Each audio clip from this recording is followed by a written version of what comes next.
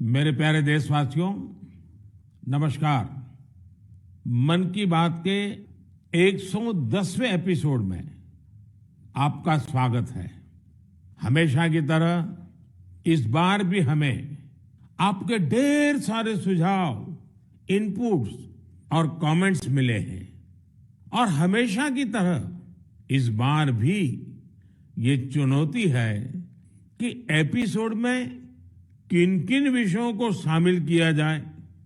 मुझे पॉजिटिविटी से भरे एक से बढ़कर एक इनपुट्स मिले हैं। इनमें बहुत सारे ऐसे देशवासियों का जिक्र है जो दूसरों के लिए उम्मीद की किरण बनकर उनके जीवन में बेहतरी लाने में जुटे हुए हैं। साथियों, कुछ ही दिन बाद 8 मार्च को हम महिला दिवस मनाएंगे। ये विशेष दिन देश की विकास यात्रा में नारी शक्ति के योगदान को नमन करने का अवसर होता है। महाकवि भरतियार जी ने कहा है कि विश्व तभी समृद्ध होगा जब महिलाओं को समान अवसर मिलेंगे। आज भारत की नारी शक्ति हर क्षेत्र में प्रगति की नई ऊंचाइयों को छू रही है। कुछ वर्ष पहले तक किसने सोचा था कि हमारे देश में गांव में रहने वाली महिलाएं भी ड्रोन उड़ाएंगी, लेकिन आज ये संभव हो रहा है। आज तो गांव-गांव में ड्रोन दीदी की इतनी चर्चा हो रही है, हर किसी की जुबान पर नमो ड्रोन दीदी, नमो ड्रोन दीदी ये चल पड़ा है। हर कोई इसके विषय में चर्चा कर रहा है। एक बहुत बड़ी जिज्ञासा पैदा हुई है और इसलिए मैंने भी सोचा कि क्यों ना इस बार मन की बात में एक नमो ड्रोन दीदी से बात की जाए। हमारे साथ इस वक्त नमो ड्रोन दीदी सुनीता जी जुड़ी हुई हैं, जो उत्तर प्रदेश के सीतापुर से हैं। आइए उनसे बात करते हैं। सुनीता देवी जी, आपको नमस्कार। नमस्ते सर। अच्छा सुनीता जी, पहले मैं आपके विषय में जानना चाहता हूँ, आपके परिवार के विषय में जानना चाहता हूँ। थोड़ा कुछ बता दीजिए। सर, हमारे परिवार में 2 बच्चे हैं, हमें हस्बैंड हैं, माता जी हैं मेरी। आपकी पढ़ाई क्या हुई Sunita ji? Sir, BA final है। और वैसे घर में कारोबार वगैरह क्या है? कारोबार वगैरह खेती-बाड़ी संबंधित करते हैं, खेती वगैरह। अच्छा सुनीता जी, ये ड्रोन दीदी बनने का आपका सफर कैसे शुरू हुआ? आपको ट्रेनिंग कहाँ मिली? कैसे कैसे बदलाव क्या आया? मुझे पहले से जानना है। जी सर, ट्रेनिंग हमारी फूलपुर एफको में हुआ था, इलाहाबाद में, और वहीं से हमको ट्रेनिंग मिली है। तो तब तक आपने ड्रोन के विषय में सुना था कभी? सर, सुना नहीं था। एक बार ऐसे देखे थे, कृषि विज्ञान केंद्र जो सीतापुर का है, वहाँ पे हमने देखा था। पहली बार वहाँ देखा था हमने ड्रोन। सुनीता जी, मुझे ये समझना है कि मानो आप पहले दिन गए, जी, पहले दिन आपका ड्रोन दिखाया होगा, फिर कुछ बोर्ड पे पढ़ाया गया होगा, कागज पे पढ़ाया गया होगा, फिर मैदान में ले जाके प्रैक्टिस, क्या क्या हुआ होगा? आप मुझे समझा सकती है पूरा वर्णन? जी जी सर। पहले दिन सर हम लोग जब गए हैं तो उसके दूसरे दिन से हम लोगों की ट्रेनिंग शुरू हुई थी। पहले तो थ्योरी पढ़ाई गई थी, सब क्लास चले थे 2 दिन। क्लास में ड्रोन में क्या क्या पार्ट हैं, कैसे कैसे आपको क्या क्या करना है, ये सारी चीजें थ्योरी में पढ़ाई गई थी। तीसरे दिन सर हम लोगों का पेपर हुआ था। उसके बाद में फिर सर एक कंप्यूटर पे भी पेपर हुआ था। मतलब पहले क्लास चला, उसके बाद में टेस्ट लिया गया, फिर प्रैक्टिकल करवाया गया था हम लोगों का। मतलब ड्रोन कैसे उड़ाना है, कैसे कैसे मतलब आपको कंट्रोल कैसे संभालना है, हर चीज सिखाई गई थी प्रैक्टिकल के तौर में। फिर ड्रोन काम क्या करेगा वो कैसे सिखाया? सर ड्रोन काम करेगा कि जैसे अभी फसल बड़ी हो रही, बरसात का मौसम या कुछ भी, जैसे बरसात में दिक्कत होती, खेत में फसल में हम लोग घुस नहीं पा रहे हैं तो कैसे मजदूर अंदर जाएगा, तो इसके माध्यम से हम बहुत फायदा किसानों को होगा और वहाँ खेत में घुसना भी नहीं पड़ेगा। हमारा ड्रोन जो हम मजदूर लगा के अपना काम करते हैं, वो हमारा ड्रोन से मेड़ पे खड़े होके हम अपना वो कर सकते हैं। कोई कीड़ा मकोड़ा अगर खेत के अंदर है, उससे हमें सावधानी भी बरतनी रहेगी, कोई दिक्कत नहीं हो सकती है। और किसानों को भी बहुत अच्छा लग रहा है। सर हमने 35 एकड़ स्प्रे कर चुके हैं अभी तक। तो किसानों को भी समझ है कि इसका फायदा है। जी सर, किसानों को बहुत संतुष्ट होते हैं, कह रहे हैं बहुत अच्छा लग रहा है, समय का भी बचत होता है, सारी सुविधा आप खुद देती हैं, पानी दवा सब कुछ आप साथ में रखती हैं और हम लोगों को सिर्फ आके खेत बताना पड़ता है कि कहाँ से कहाँ तक मेरा खेत है और सारा काम आधा घंटे में ही निपटा देती। तो ये ड्रोन देखने के लिए और लोग भी आते होंगे फिर तो? सर बहुत भीड़ लग जाती है, ड्रोन देखने के लिए बहुत सारे लोग आ जाते हैं। जो बड़े बड़े फार्मर्स लोग हैं वो लोग नंबर भी ले जाते हैं कि हम भी आपको बुलाएंगे स्प्रे के लिए। अच्छा, क्योंकि मेरा एक मिशन है लखपति दीदी बनाने का। अगर आज देश भर की बहनें सुन रही हैं तो एक ड्रोन दीदी आज पहली बार मेरे साथ बात कर रही है, तो क्या कहना चाहेगी आप? जैसे आज मैं अकेले ड्रोन दीदी हूँ तो ऐसी हजारों बहनें आगे आए कि मेरे जैसे ड्रोन दीदी वो भी बने। और मुझे बहुत खुशी होगी कि जब मैं अकेली हूँ, मेरे साथ में और हजारों लोग खड़े होंगे तो बहुत अच्छा लगेगा कि हम अकेले नहीं, बहुत सारे लोग हमारे साथ में ड्रोन दीदी के नाम से पहचानी जाती हैं। चलिए सुनीता जी, मेरी तरफ से आपको बहुत बहुत बधाई। ये नमो ड्रोन दीदी ये देश में कृषि को आधुनिक बनाने का एक बहुत बड़ा माध्यम बन रही है। मेरी बहुत बहुत शुभकामनाएं। Thank you sir. Thank you. साथियों, आज देश में कोई भी क्षेत्र ऐसा नहीं है जिसमें देश की नारी शक्ति पीछे रह गई हो। एक और क्षेत्र जहां महिलाओं ने अपनी नेतृत्व क्षमता का बेहतरीन प्रदर्शन किया है वो है प्राकृतिक खेती, जल संरक्षण और स्वच्छता। केमिकल से हमारी धरती माँ को जो कष्ट हो रहा है, जो पीड़ा हो रही है, जो दर्द हो रहा है, हमारी धरती माँ को बचाने में देश की मातृशक्ति बड़ी भूमिका निभा रही है। देश के कोने कोने में महिलाएं अब प्राकृतिक खेती को विस्तार दे रही है। आज अगर देश में जल जीवन मिशन के तहत इतना काम हो रहा है तो इसके पीछे पानी समितियों की बहुत बड़ी भूमिका है। इस पानी समिति का नेतृत्व महिलाओं के ही पास है। इसके अलावा भी बहनें बेटियां जल संरक्षण के लिए चौतरफा प्रयास कर रही हैं। मेरे साथ फोन लाइन पर ऐसी ही महिला है कल्याणी प्रफुल्ल पाटिल जी। ये महाराष्ट्र की रहने वाली है। आइए कल्याणी प्रफुल्ल पाटिल जी से बात कर उनका अनुभव जानते हैं। कल्याणी जी नमस्ते। नमस्ते सर जी, नमस्ते। कल्याणी जी, पहले तो आप अपने विषय में, अपने परिवार के विषय में, अपने कामकाज विषय में जरा बताइए। सर मैं एमएससी माइक्रोबायोलॉजी हूँ और मेरे घर में मेरे पतिदेव, मेरी सास है और मेरे 2 बच्चे और 3 साल से मैं अपने ग्राम पंचायत में कार्यरत हूँ।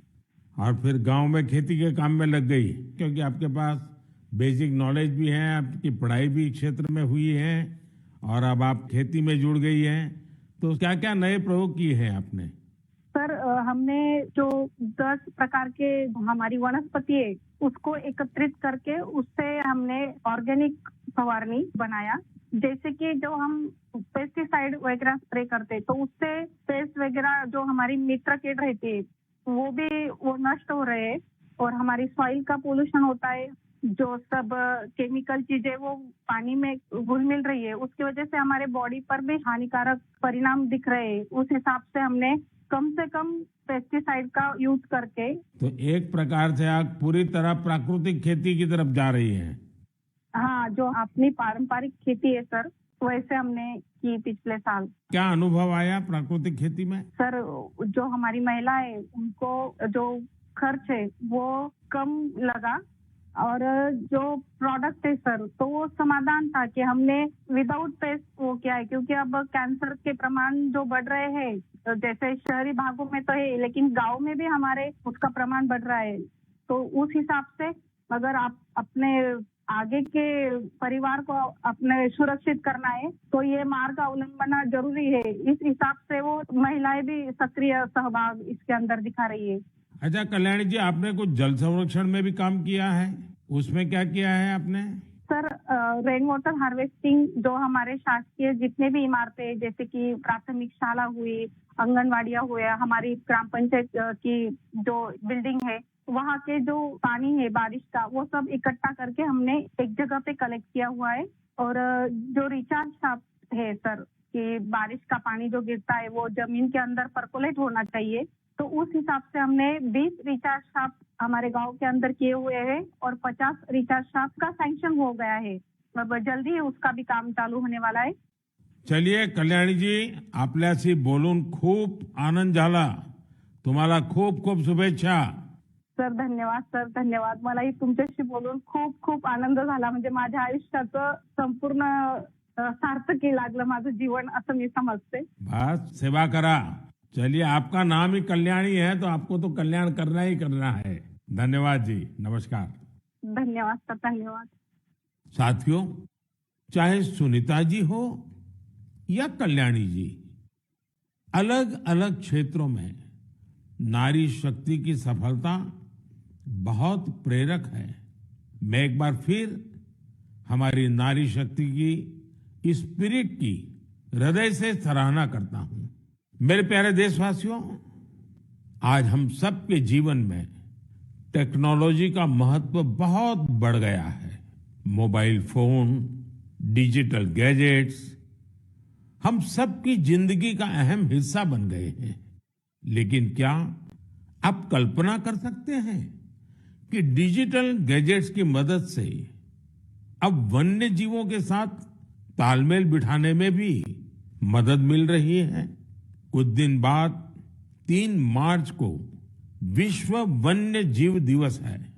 इस दिन को वन्य जीवों के संरक्षण के प्रति जागरूकता फैलाने के उद्देश्य से मनाया जाता है. इस वर्ष वर्ल्ड वाइल्ड लाइफ डे की थीम में डिजिटल इनोवेशन को सर्वोपरि रखा गया है. आपको ये जानकर खुशी होगी कि हमारे देश के अलग अलग हिस्सों में वन्य जीवों के संरक्षण के लिए टेक्नोलॉजी का खूब उपयोग हो रहा है. पिछले कुछ वर्षों में सरकार के प्रयासों से देश में बाघों की संख्या बढ़ी है. महाराष्ट्र के चंद्रपुर के टाइगर रिजर्व में बाघों की संख्या 250 से ज्यादा हो गई है. चंद्रपुर जिले में इंसान और बाघों के संघर्ष को कम करने के लिए आर्टिफिशियल इंटेलिजेंस की मदद ली जा रही है. यहाँ गांव और जंगल की सीमा पर कैमरे लगाए गए हैं.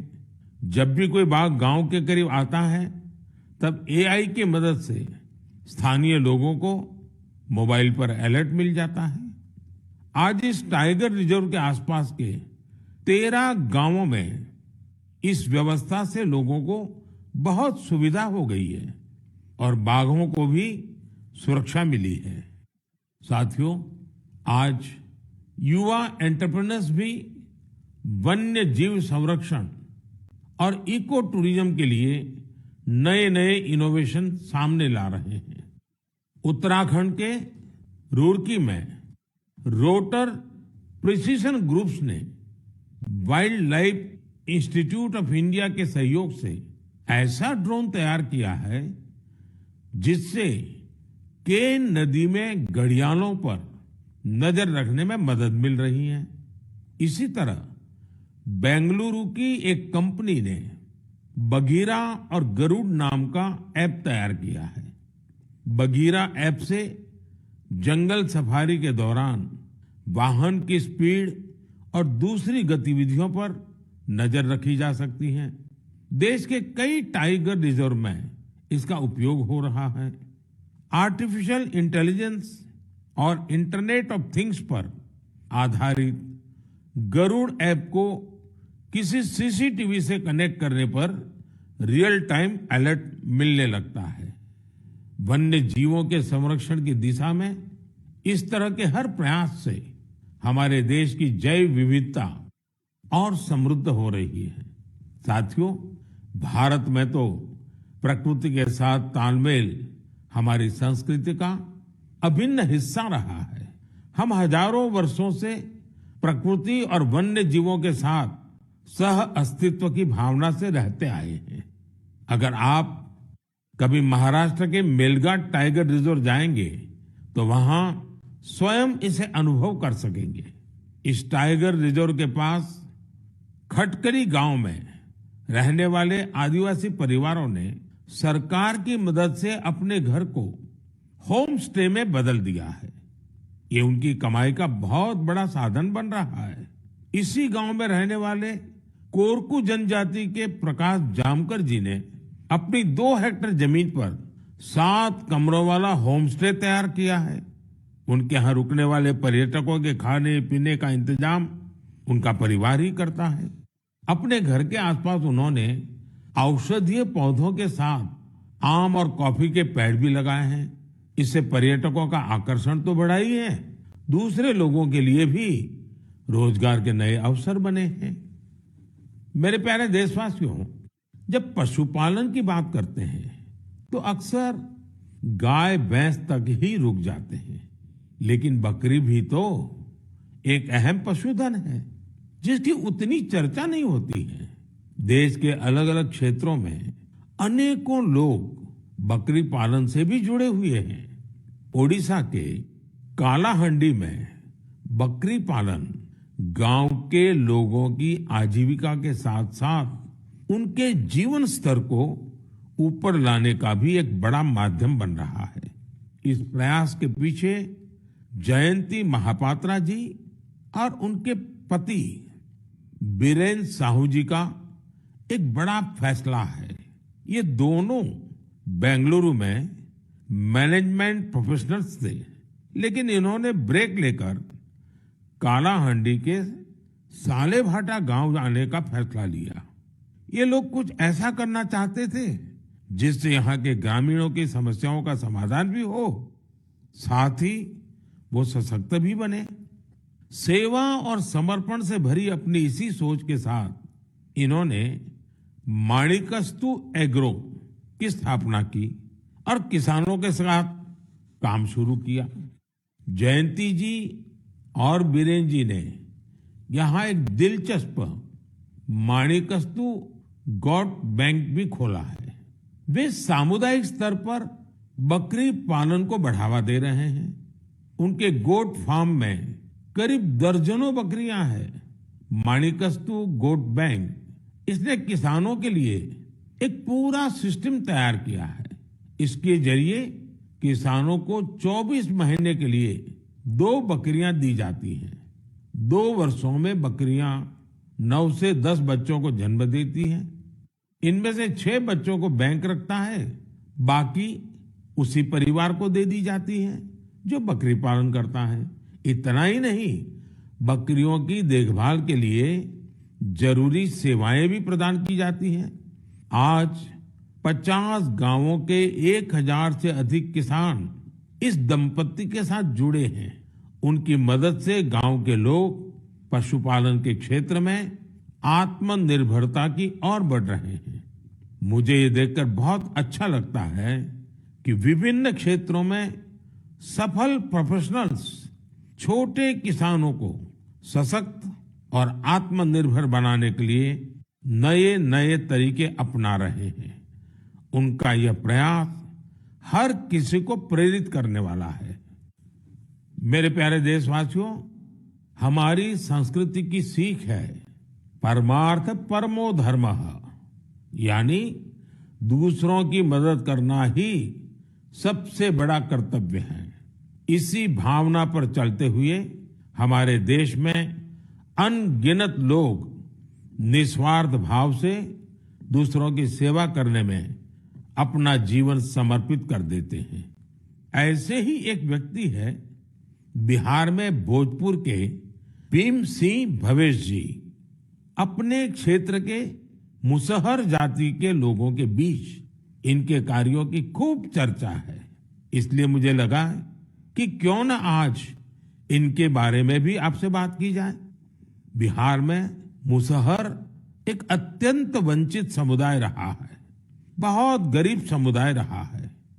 भीम सिंह भवेश जी ने इस समुदाय के बच्चों की शिक्षा पर अपना फोकस किया है ताकि उनका भविष्य उज्जवल हो सके। उन्होंने मुसहर जाति के करीब 8,000 बच्चों का स्कूल में दाखिला कराया है। उन्होंने एक बड़ी लाइब्रेरी भी बनवाई है जिससे बच्चों को पढ़ाई लिखाई की बेहतर सुविधा मिल रही है। भीम सिंह जी अपने समुदाय के सदस्यों के जरूरी डॉक्यूमेंट बनवाने में, उनके फॉर्म भरने में भी मदद करते हैं। इससे जरूरी संसाधनों तक गांव के लोगों की पहुंच और बेहतर हुई है। लोगों का स्वास्थ्य बेहतर हो, इसके लिए उन्होंने 100 से अधिक मेडिकल कैंप लगवाए हैं। जब कोरोना का महासंकट सिर पर था, तब भीम सिंह जी ने अपने क्षेत्र के लोगों को वैक्सीन लगवाने के लिए भी बहुत प्रोत्साहित किया। देश के अलग अलग हिस्सों में भीम सिंह भवेश जी जैसे कई लोग हैं जो समाज में ऐसे अनेक नेक कार्यों में जुटे हैं। एक जिम्मेदार नागरिक के तौर पर हम इसी प्रकार अपने कर्तव्यों का पालन करेंगे तो यह एक सशक्त राष्ट्र के निर्माण में बहुत ही मददगार साबित होगा। मेरे प्यारे देशवासियों, भारत की सुंदरता, यहाँ की विविधता और हमारी संस्कृति के अलग अलग रंगों में भी समाहित है। मुझे ये देखकर अच्छा लगता है कि कितने ही लोग निस्वार्थ भाव से भारतीय संस्कृति के संरक्षण और इसे सजाने संवारने के प्रयासों में जुटे हैं। आपको ऐसे लोग भारत के हर हिस्से में मिल जाएंगे। इनमें से बड़ी संख्या उनकी भी है जो भाषा के क्षेत्र में काम कर रहे हैं। जम्मू कश्मीर में गांदरबल के मोहम्मद मानशाह जी पिछले 3 दशकों से गोजरी भाषा को संरक्षित करने के प्रयासों में जुटे रहे हैं। वे गुजर बकरवाल समुदाय से आते हैं जो कि एक जनजातीय समुदाय है। उन्हें बचपन में पढ़ाई के लिए कठिन परिश्रम करना पड़ा था। वो रोजाना 20 किलोमीटर की दूरी पैदल तय करते थे। इस तरह की चुनौतियों के बीच उन्होंने मास्टर्स की डिग्री हासिल की और ऐसे में ही उनका अपनी भाषा को संरक्षित करने का संकल्प दृढ़ हुआ।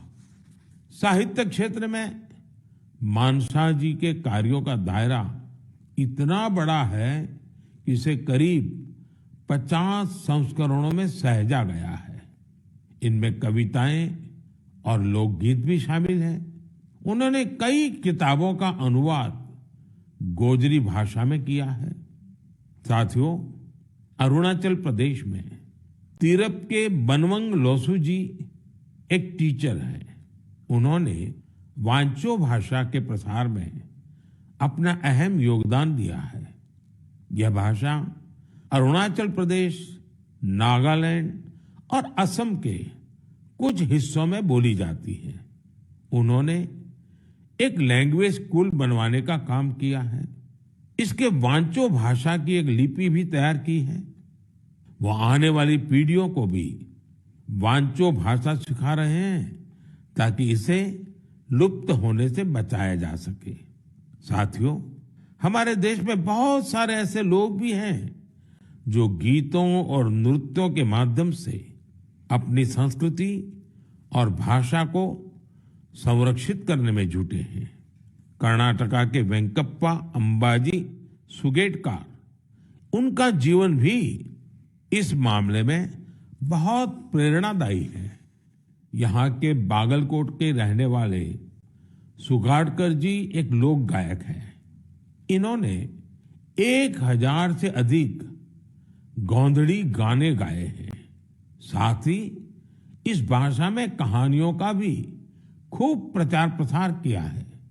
उन्होंने बिना फीस लिए सैकड़ों विद्यार्थियों को ट्रेनिंग भी दी है। भारत में उमंग और उत्साह से भरे ऐसे लोगों की कमी नहीं, जो हमारी संस्कृति को निरंतर समृद्ध बना रहे हैं। आप भी इनसे प्रेरणा लीजिए, कुछ अपना करने का प्रयास करिए, आपको बहुत संतोष का अनुभव होगा। मेरे प्यारे देशवासियों, 2 दिन पहले मैं वाराणसी में था और वहां मैंने एक बहुत ही शानदार फोटो प्रदर्शनी देखी।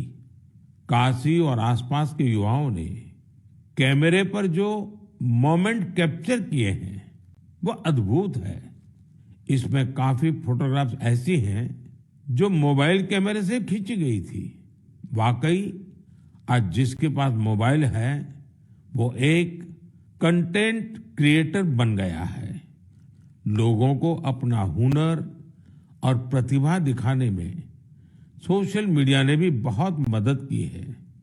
भारत के हमारे युवा साथी कंटेंट क्रिएशन के क्षेत्र में कमाल कर रहे हैं।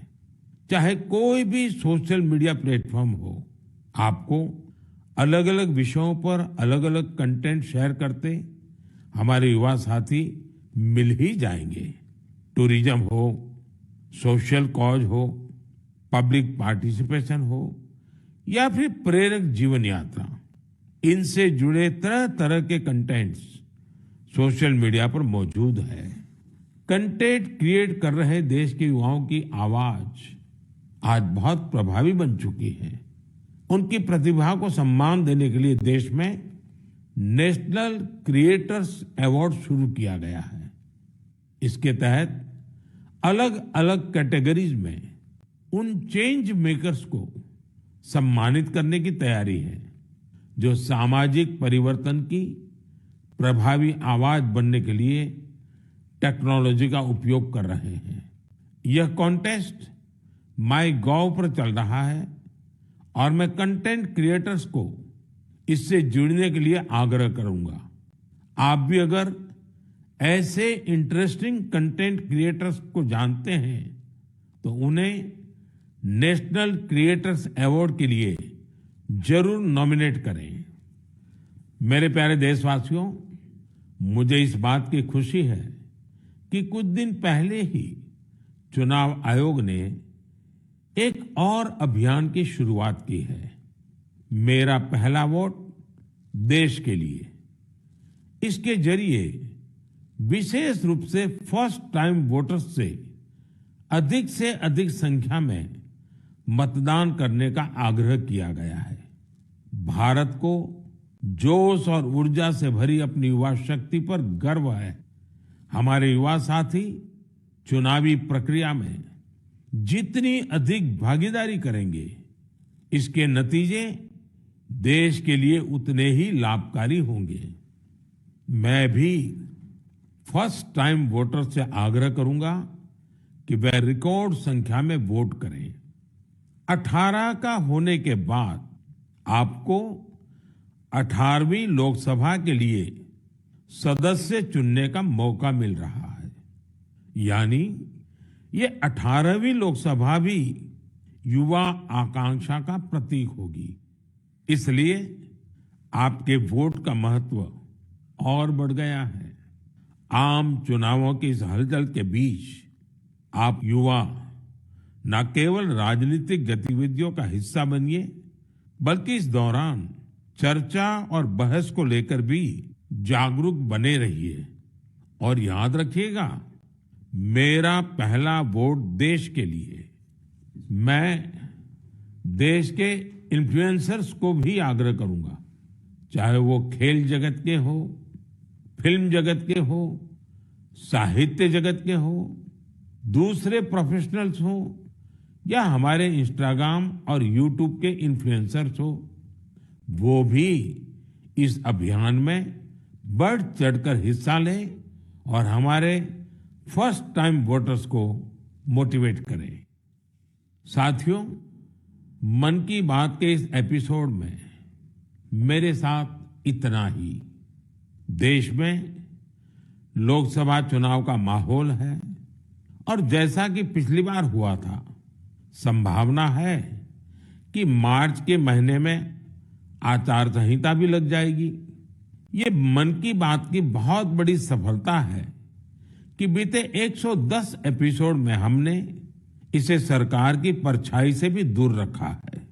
मन की बात में देश की सामूहिक शक्ति की बात होती है, देश की उपलब्धि की बात होती है। ये एक तरह से जनता का, जनता के लिए, जनता द्वारा तैयार होने वाला कार्यक्रम है। लेकिन फिर भी राजनीतिक मर्यादा का पालन करते हुए लोकसभा चुनाव के इन दिनों में अब अगले 3 महीने मन की बात का प्रसारण नहीं होगा। अब जब आपसे मन की बात में संवाद होगा तो वो मन की बात का 111वां एपिसोड होगा। अगली बार मन की बात की शुरुआत 111 के शुभ अंक से हो तो इससे अच्छा भला क्या होगा। लेकिन साथियों, आपको मेरा एक काम करते रहना है। मन की बात भले 3 महीने के लिए रुक रहा है, लेकिन देश की उपलब्धियां थोड़ी रुकेंगी। इसलिए आप मन की बात हैशटैग के साथ समाज की उपलब्धियों को, देश की उपलब्धियों को सोशल मीडिया पर डालते रहें। कुछ समय पहले एक युवा ने मुझे एक अच्छा सुझाव दिया था। सुझाव ये कि मन की बात के अब तक के एपिसोड में से छोटे छोटे वीडियो YouTube शॉर्ट्स के रूप में शेयर करना चाहिए। इसलिए मैं मन की बात के श्रोताओं से आग्रह करूंगा कि ऐसे शॉर्ट्स को खूब शेयर करें। साथियों, जब अगली बार आपसे संवाद होगा तो फिर नई ऊर्जा, नई जानकारियों के साथ आपसे मिलूंगा। आप अपना ध्यान रखिए। बहुत बहुत धन्यवाद। नमस्कार।